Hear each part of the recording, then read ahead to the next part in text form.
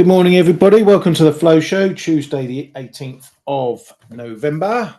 And got a few things going on, a few strange things going on in the market and a few not so strange things. We're starting to get US data dribbling through, various bits and bobs dropping.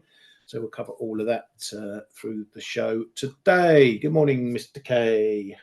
Morning, Ryan. Morning, everybody. Yep, we are starting to see random numbers drop. That's going to make things a bit more interesting. Yeah, absolutely. Play the guessing game over what data's dropping next. Right, we'll get over that shortly. Right, let's get cracking in what's going on. Over in China, this Taiwan, Japan stuff is picking up a bit. It's still within sort of bum fight territory, shall we say, but there's more and more headlines coming about this. China yesterday warning the US against arming Taiwan, vows to defend its sovereignty. So they really have got to be in their bonnet about this at the moment. There was a meeting today between Japanese and China's senior diplomats in Beijing, where comments out from the foreign ministry in China saying on these tensions that the Japan side must immediately retract its wrongful remarks. That prompted a response from Chief Cabinet Secretary Kihara saying Takaichi's remarks are in line with our long-standing views. So seems no one's going to give in from either side. I don't think it's going to come to anything, but you never know with China. They could start putting in controls against things in Japan, and they've already told tourists not to bother going there. So it could snowball into something from nothing, but let's see how it goes. Finance Minister Katayama has got a bit hot in the seat. Speaking about FX, she says she's watching FX moves with a high sense of urgency. She says she's aware of reports that the government fiscal stance is affecting markets, but is deeply concerned about recent FX moves and seeing one-sided moves in the FX market. I wonder if she's watching a 1 minute chart like a lot of our Yank friends. She spoke about the economic package, saying that the upcoming package has been big in size, but we still cannot tell the overall size of the package for now. So they're keeping close-lipped over how much it's going to be. The yen has broken up above 155 now. Not exactly motoring, but it looks like it might be on a bit of a grind. There's been further pressure in gilt yields, JGB bond yields. We're seeing these reflecting the fiscal position, shall we say, or the market's anticipation of the fiscal position. These yields are really pumping at the moment. Kay, is it more a case that we could get something in bonds more than FX? And because doing something in bonds would, in effect, maybe help with FX? Well, both are a bit linked because I think the yen is remaining under pressure mainly due to this fiscal plan. We also heard that panel or those advisors coming up with a even bigger package now, 25 trillion yen, right? That's the new number overnight. And it can only go up from here, it seems. But yeah, because if you look at the yen moves overnight, it was very interesting because usually you see a bigger correlation between the yen and the Nikkei, and the Nikkei dropped. Well, so far we are nearly at we are above 4% drop, and usually that should put support under the yen. Also, looking at commodities, they are a bit lower. Equity markets dropping, all of that should be supportive for the yen. Katayama as well, keeping the intervention threat at a high level, and yet the yen doesn't really follow any of its usual correlation. So the market is really looking at this fiscal package, and yeah, the yen is remaining under the cushion. I must say that even though I'm still a little long dollar yen because it's just going. or continuing to push higher. I'm always very careful now with my stops, because if this little game continues, um, there may at some point Katayama and the MOF could become a little bit irritated and step into the market perhaps, but we never know when that would happen. Are they waiting for the US data to drop? Imagine that we have a bit of a negative NFP and the dollar yen only drops like 50, 60 points and then starts to rally again. They may be dragged into the frame. Also, I've been thinking, and I posted that in our room and on Twitter yesterday.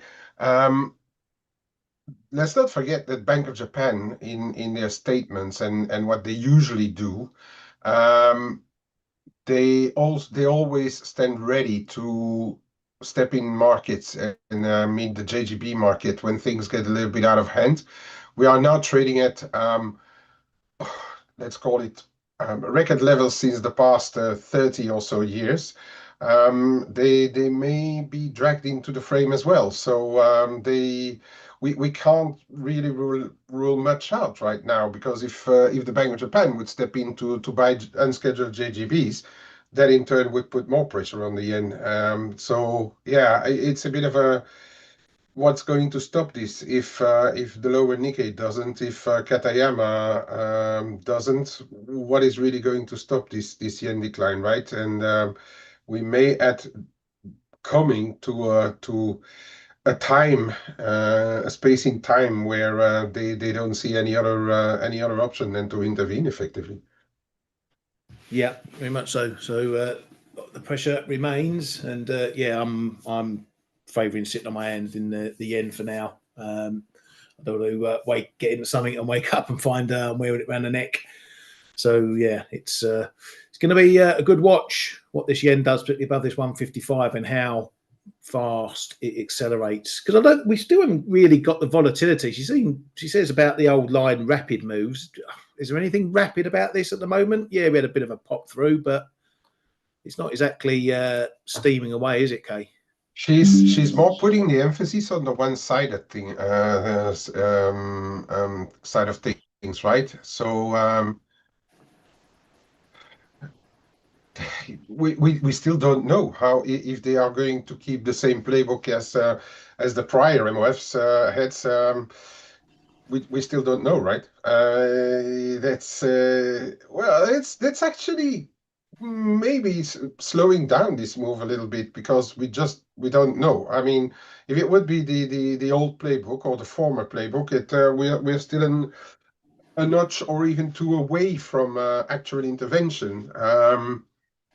But then they can surprise us, right? And just go and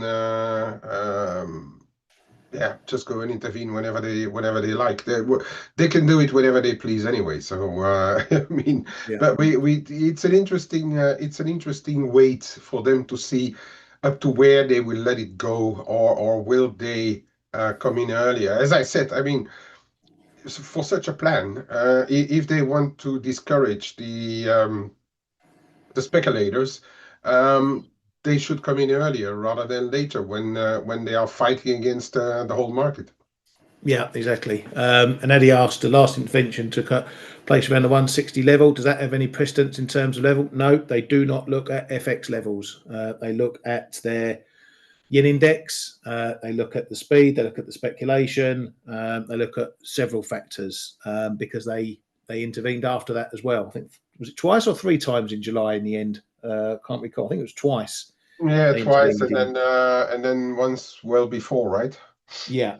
So it's not the level. So people will speculate a number, Addy, because that's what the press want to do. They need a bit of clickbait, so they will say, and 155 has been touted as a level as well. We've spoken about the 155. It's how fast it goes through the level.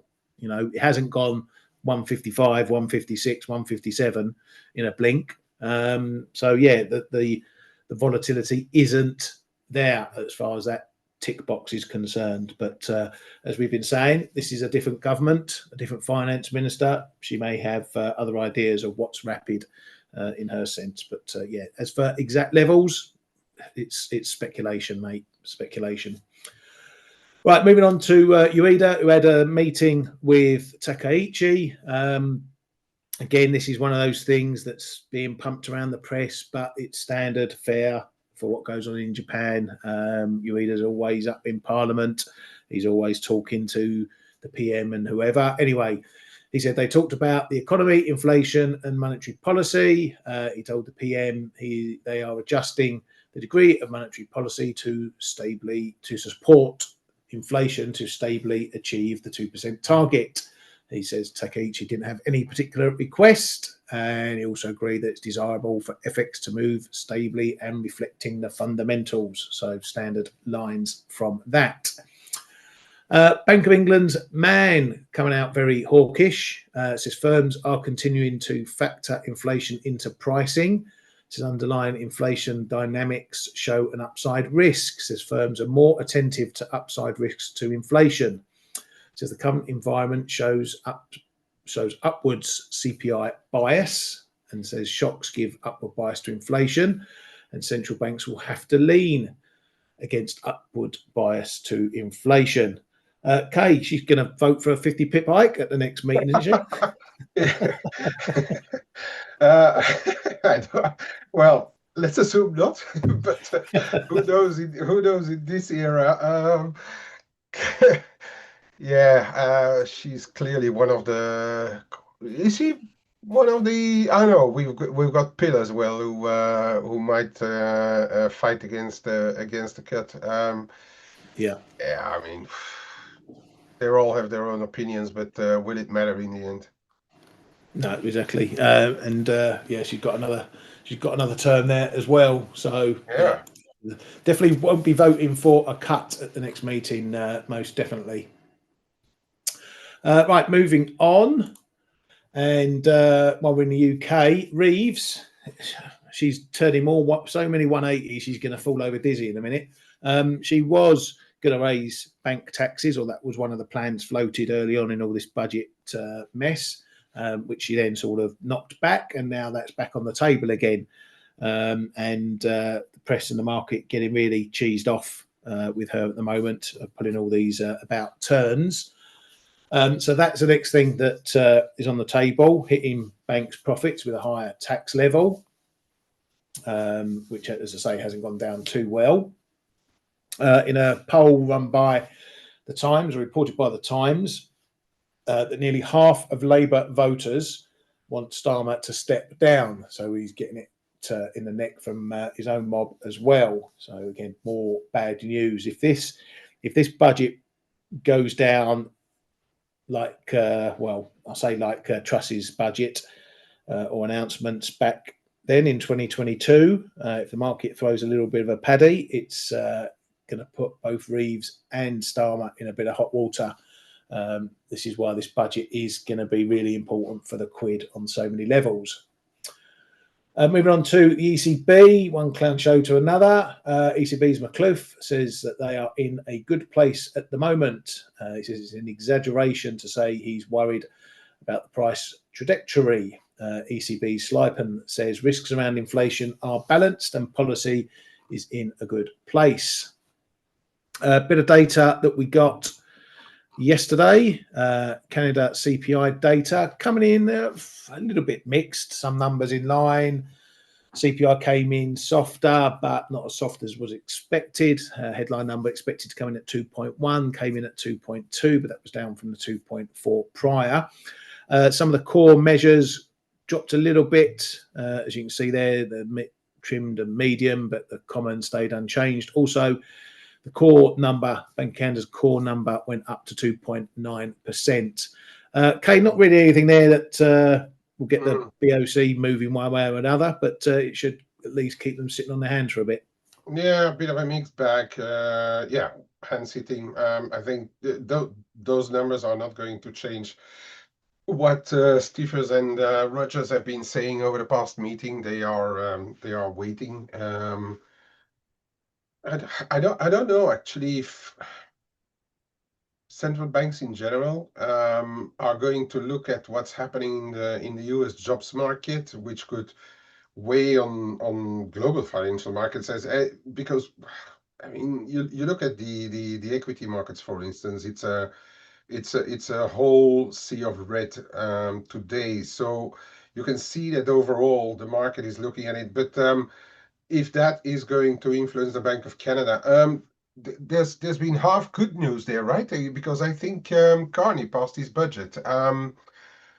I think they're more going to look at what's happening to the economy from the trade and those budget kind of things than taking a lot of note of this kind of CPI. It's still somewhere. If you look at the headline number, it's somewhere inside there 2 to 3%, and yeah, moving on from that one, I guess.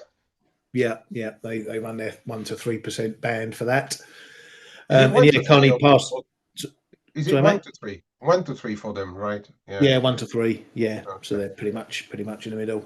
Yeah, Carney got his budget passed. There was a little bit of risk that there might have been some shenanigans, but that went through no problem. Other data, we had the Empire State Manufacturing number, which came in a decent positive. This one has been a bit up and down, up and down, up and down recently, as you can see there. Can be a bit volatile. In the details, employment stayed pretty flat. It rose to 6.6 from 6.2 previously. Prices paid and received both came down, though paid came down to 49 from 52.4 and prices received 24 from 27.2. So a little bit of inflation easing there in the manufacturing sector. Yeah, we've got construction spending. Don't usually look at this, but why not? It's for August. Way back in the summer, came in at 0.2% versus minus 0.2 expected. So a little bit of catching up on that data. Taking all that data into account and other bits and bobs, the Atlanta Fed GDP now rose to 4.1%, up from 4% in their prior reading early in November. Fed's Jefferson says we need to proceed. We need to proceed slowly as monetary policy approaches neutral rate. Bit of a rehash of comments. Says currently the policy rate is still somewhat restrictive. Still unclear how much government data will be available for the next meeting. Fed's Waller, he's been making a case for continuing rate cuts, which has sort of been his stance for a while now. He says he supports a 0.25 percentage point rate cut at the Fed's next meeting in December. He said the debt rate cut will provide additional insurance on the labour market. He says his worries that restrictive monetary policy is weighing on the economy. He says the US labour market is weak and near stall speed. He says underlying US inflation is close to the 2% target. Inflation expectations are well anchored. He said if we saw a rebound in the jobs market, there would be less need for insurance cuts. Says he's been hearing from firms in his region that more and more are thinking about plans for laying people off. He says the Fed needs a better reason than inflation having been above target for 5 years to not cut rates. As I say, sounds very dovish, but that's been his stance. He hasn't promised to go a rate cut every meeting, but he said that further rate cuts should happen over the coming months. That was way back in his last speeches. We've had economic advisor Hassett out on the wires saying it's time for the Fed to be really data driven. He says there's been mixed signals in the jobs market, but positive signals in the outlook market. He says there could be a little bit of almost quiet time in the labour market. There's a kiss of death if ever you want one. Trump's been speaking on Mexico. That's one of the reasons why we've seen a jump in dollar mex. He says if he asked if he would launch strikes against Mexico to stop drugs, says it's okay with me. Also says I'm not happy with Mexico. Kay, those comments here hit the MEX, but it's talking about this drug stuff rather than trade and anything else. But I think the market thinking any blow up and he might put a you're getting 200% line on them or something. Oh, it's one of his threats, possible threats, right? So the market, well, has has reacted and probably needs to react to it as well, because if you get like direct US involvement in Mexico for whatever reason, can't really be good for Scheinbaum and Ebrard, right? So yeah, if it would have been a kind of natural move that is just based on lower equities, whatever, I try to counter this move, but it's all when it's geopolitics or politics driven, it's tough to go and hit that, right?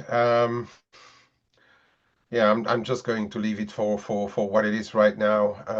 And also, Mexican peso is as it's a carry trade, and carry trades usually are impacted by risk. So there is a bit of a double push under the dollar mix right now for a bit higher, but especially I would say from Trump's administration. Now, that picture that you're showing there, remember we spoke about it, and if you look at the underside and the top side with 1850 in the middle, we are still in that same playbook where if you are in the underside, if you can't break below 1820, it will gravitate towards 1850 again. Now get a move above, we could actually go back up to 75.80 and then do exactly the same again and come back down. It looks like a bit of a symmetry around 1850 right now in the shorter term. Yeah, absolutely. He's still undecided which side he wants to sit on for the Absolutely. time, Yeah. and yeah, keep an eye on it. Yeah, I don't know what to do with this one. I might have had a little nibble at the 1850, but I don't know. Well, We're seeing commodity currencies like yesterday. Mex got it, Canadian dollar got it, Aussie got it. mm, I don't know what's. I'm doing a lot. I've got to apologise to people in here and in the chat room. I'm doing a lot of work in the back end regarding our trade analytics launch. So I'm not 100% focused on markets, but it seemed like yesterday people were having a bit of a clear out yeah. rather than sort of panic. Dare I say it? Maybe some squaring off starting for year end ahead No, of Thanksgiving. I'd rather say it's ahead of the expected NFP and etc. releases. I think now that is we are still in a market where we are seeing swings, but short-term swings. Now we are just speak about the mix. We're seeing it a bit everywhere. The only really, and we talked about it as well, the stability is the euro dollar, because it's just the what is it, the washing machine where everything goes through, and as a result of it, it's remaining extremely stable, but the rest is hopping up and down with risk. Then we have the expectations of those NFP numbers, and I think wherever you look, it looks to be that is what we are doing right now. So the bond market didn't have the numbers yet, so that is very stable. But the equity market is maybe a bit afraid of a weak number.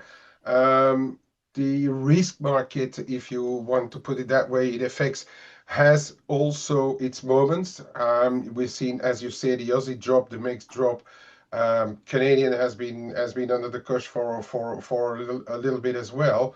Um, so I mean, it's all a preparation of those numbers to drop. I would suspect, yes, other years where there's nothing like really um, out of the ordinary happening, we know that from the 15th of November, we are starting to see end of year moves from the bigger companies, asset managers,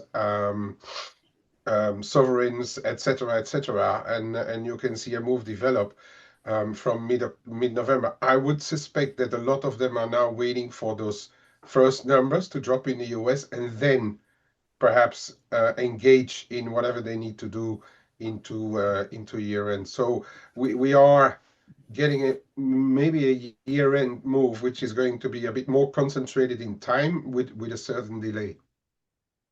Yeah, absolutely, and probably more swings to come. Yeah. No less. Yeah, I forgot to mention there's the jobless claim numbers that dropped in. They decided they were going to get themselves together. So this is for week ending the 18th of October. 232,000 was the number, which is a bit of a jump from what we'd seen previously. But You know, there's a couple of weeks missing within that. Continuing claims still in that 1.9 million mark, again ticking up. Nothing in there that suggests there's been any massive wobbles while the government's been shut down. At least, you know, we've been in that 200k area for quite some time now. So yeah, that's at numbers there. Right, moving on. Putin envoy Dmitriev says that they won't take part in upcoming Istanbul meetings, though he held productive talks with US's Witkoff in the US in October. That's ticking along. And what does Peter Thiel know that we don't? He apparently sold his entire Nvidia stake in Q3. We get their earnings numbers tomorrow. Maybe he got a little hint of something. Who knows? But there's a little bit of speculation for you anyway. He's probably had a chat with his mate Barry. Yeah, they're all in it together. They all know what each other are doing when they have their little meetings down the gym. Yeah, I'm getting out of this. I'm getting out of that. Okay, give me 10 minutes. Yeah, anyway, exactly. Let me make a quick phone call. Yeah, I'll tell you what. If the earnings are really crap tomorrow, or they disappoint the market, then there's going to be a few eyeballs on Mr. Thiel anyway, and what he did. And if they're really good, the market will have a good laugh at them. Yeah, exactly. Well, I'm sure he's made enough money on them anyway. Right, so I don't even know. We'll have to look at see what data we're getting today. I don't think we're getting industrial production today, though we might be. I don't know. I did see. I think I put a note in our chat room a while back saying whether we're going to get it on. Is industrial production produced by the Fed? That's what it says on the calendar, and I can't believe it.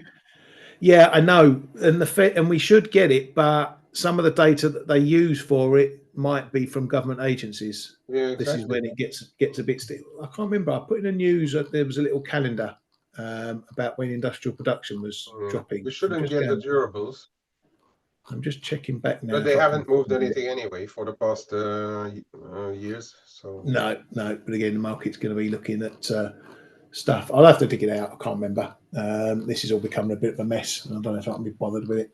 So keep your eyes on the calendar anyway. If it drops, it drops. If it doesn't, it doesn't.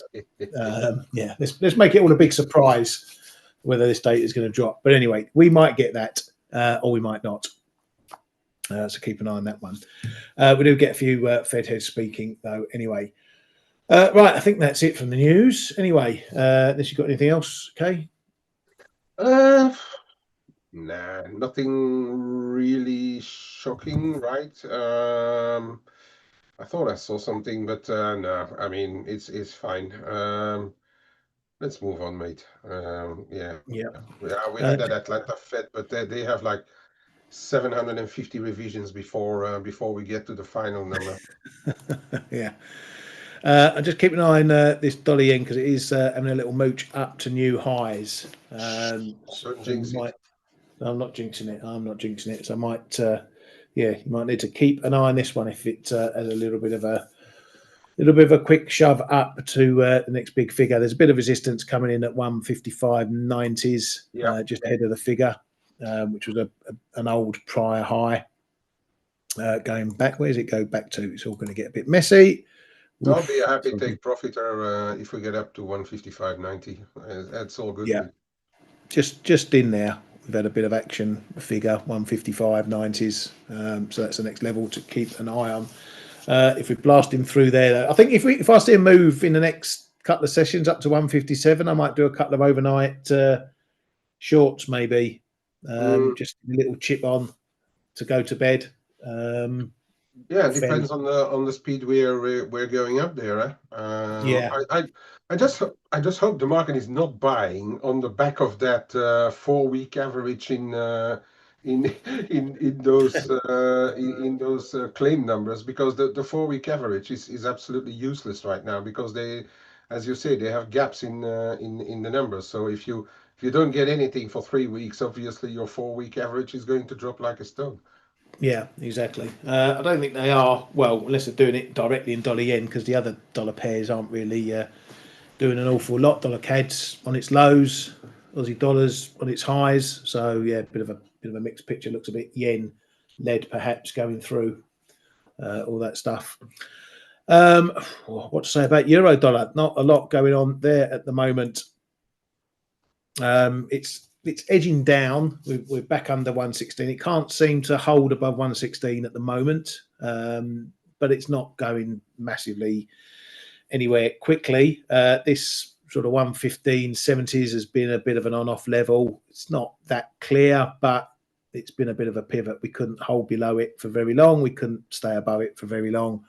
So just keep an eye on that one, at least in the intraday basis. Not much is happening. That could be a level that holds, but as I say, rallies into 116 aren't holding for very long. And I was keeping an eye on this Aussie Kiwi to see if maybe we got another push up towards these highs, to see if we're going to cement a bit more of a top, but it doesn't look like it's going to do that. This old 38.2 fib, which is the massive one going back 14 odd years, that's been support recently, and we're just tapping it again at the moment. If we break below there and hold below there, we could well be going back into the longer term sideways range, finding a bit of resistance against this, call it a bit of a break point, but it's becoming a bit of a short-term level anyway, up into 114.85s. But this one might be over as far as the rally goes, looking at the price action at the moment. Covered dollar mex. I don't need to go there again. Kay, I'm going to pass it over to you, mate. Yeah. And let's shake it up a little bit, because we need to look at what happened overnight quickly. Let's see. I like Dimi's comment. As long as we get the dairy auction, that's fine. Yeah, good. So you're completely focused on the Kiwi dollar, then, Dimi, right?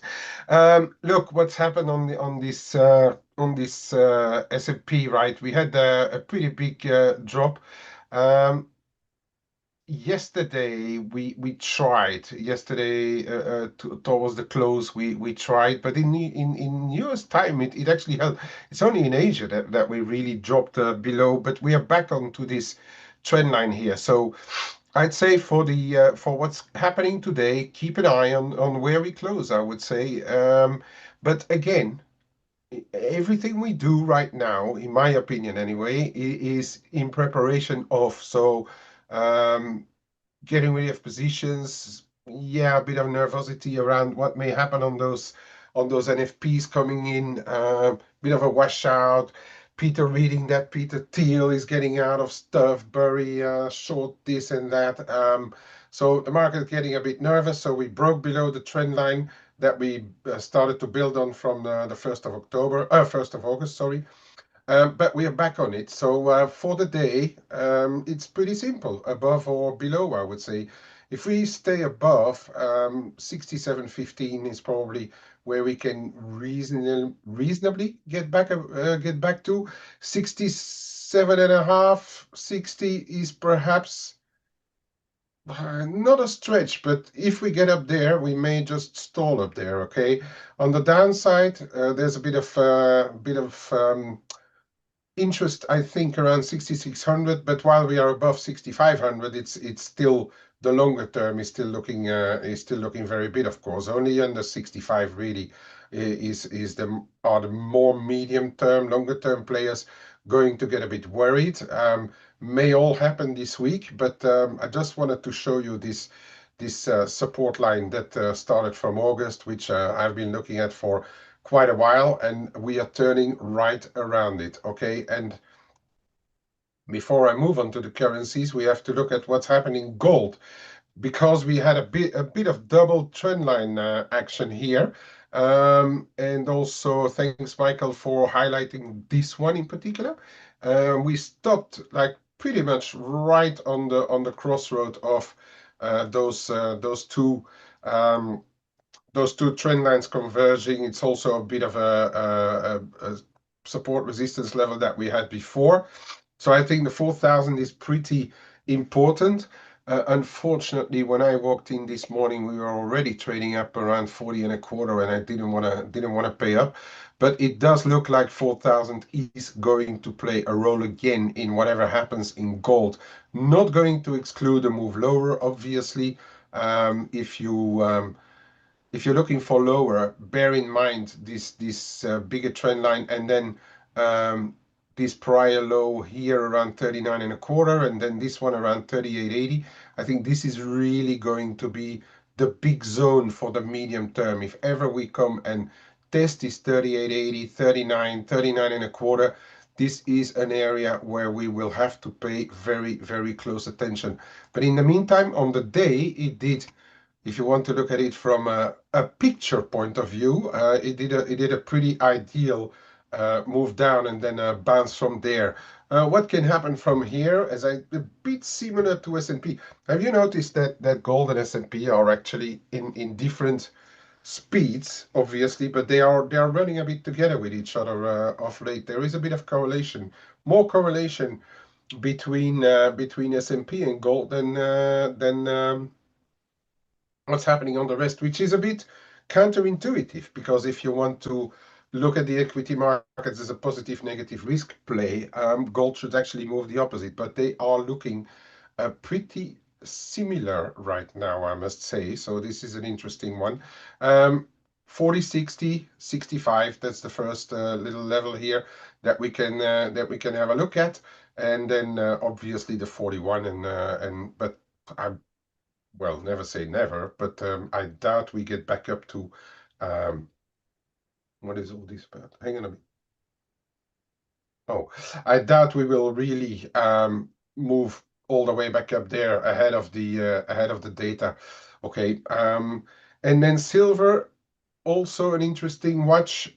Could we have a remake of this move where we saw a dip below that middle point 47 and a half, and then rally unfolded?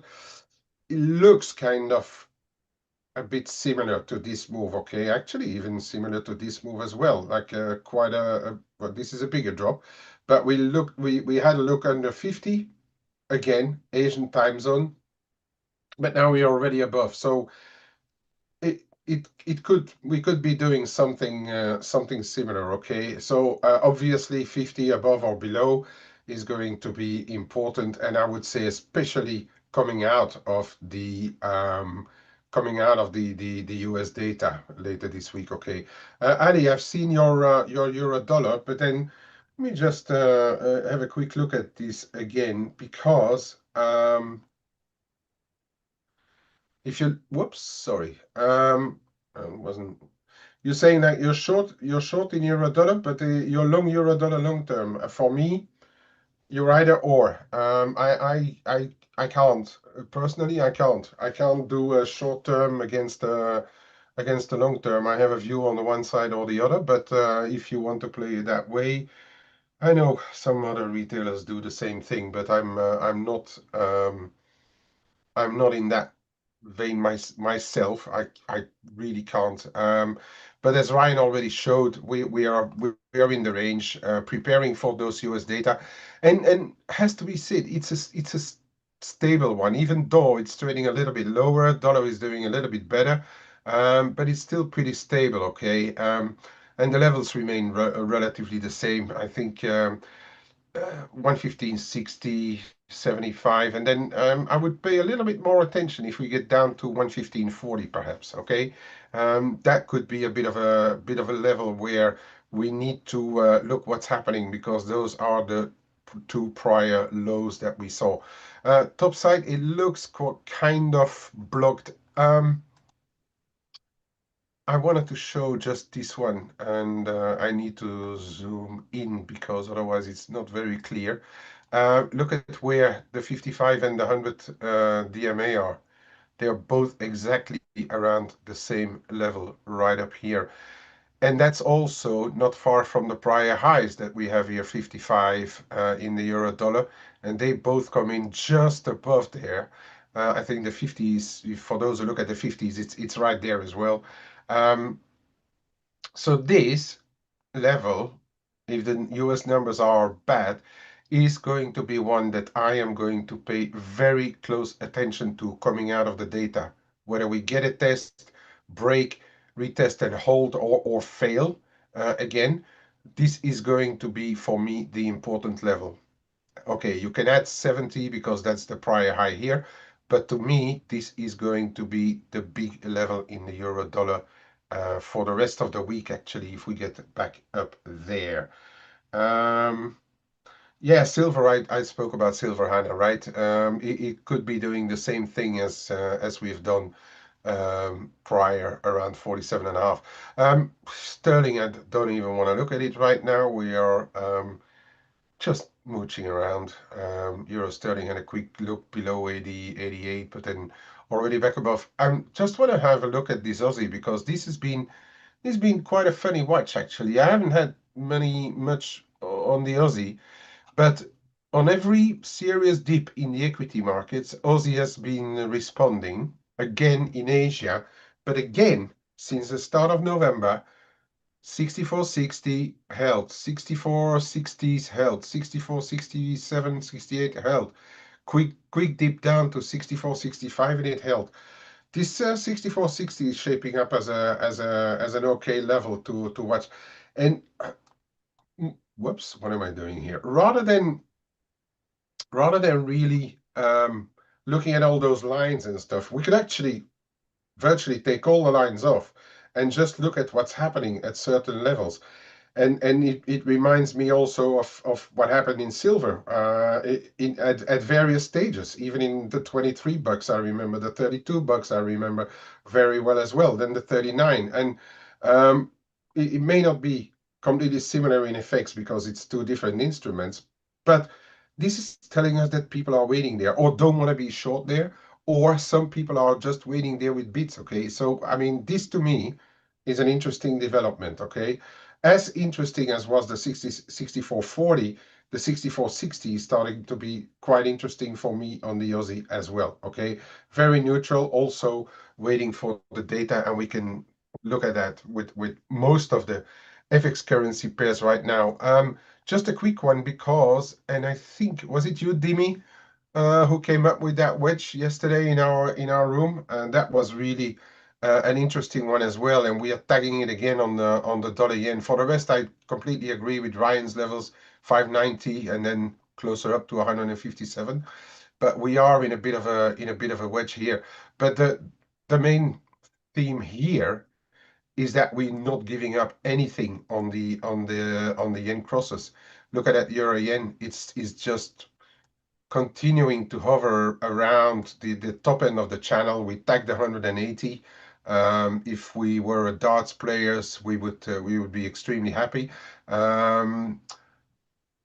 It's just beat, and I think that reflects what the market is thinking about all those fiscalities in Japan, rather than being correlated to what's happening in the Nikkei, for instance. As I said, I mean, on that 4% down Nikkei move, dollar yen should have been stronger. That's and it's not. So that's also something that is telling, I think. And with that, Ryan, back over to you, mate. Thanks, mate. Yeah, that yen stuff and the yield stuff, it's pretty much a mirror image of what's happened in the UK. You know, if yields go up because of the budget, the pound ain't going up with it. Yeah. It's going the opposite way. So yeah, in the same boat, in the same boat at the moment. Yeah, and that's where it's interesting, and what we are doing here on the show as well, Ryan and I, is not specifically looking at like, oh, okay, equities are moving here and that. We look at the reasons behind why is this not correlated to Nikkei, for instance. So now it's clear what it is correlated to. And as Ryan says, it's the same story as we saw in the UK market, and rightfully so. Rightfully so. Maybe one last one. I know but I'm not going to take up Like too. Colombo, Huh? just one more thing. Yeah. Just one more. It's Swiss, and we have seen this move here in Euro Swiss, and that's funny in a way because it only very, very shyly reacted to what's happening on the in the equity markets and the risk-off environment. This is that move, and now we're already back higher than where we were before. This to me is comforting me in the idea that the market is not specifically trading those kind of risk correlations, but actually looking at what the trade deal with the between the Swiss and the US gave us, which is basically if you take the investments into the US for granted, which is the big question, of course, when that will happen or if it will even happen. Although the pharmaceutical companies have already said that they are and will continue to invest in the US, this is a mini version of what happened to the yen after the Japan-US deal signature. And I leave you with that. Over to you, Ryan. Thank you very much, mate. Wonderful stuff as ever. And we'll call that a session for today. Thank you, everybody, for coming to the Flow Show. As always, trade well, trade safe, and we'll see you bright and breezy tomorrow.